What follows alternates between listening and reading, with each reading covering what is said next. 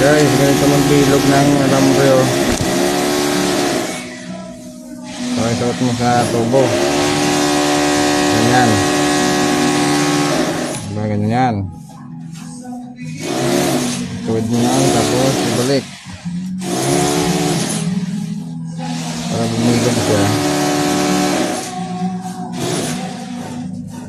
Yan. Tapos ikot mo pa ulit guys. Ganyan, ikot pa ulit. Ganyan siya, di ba? Bilog na yan. Ganyan sabit. Okay. Pati ngayon, di ba? Yun. Dito. Ano lang guys, short mo ba? Punta natin sa kabila.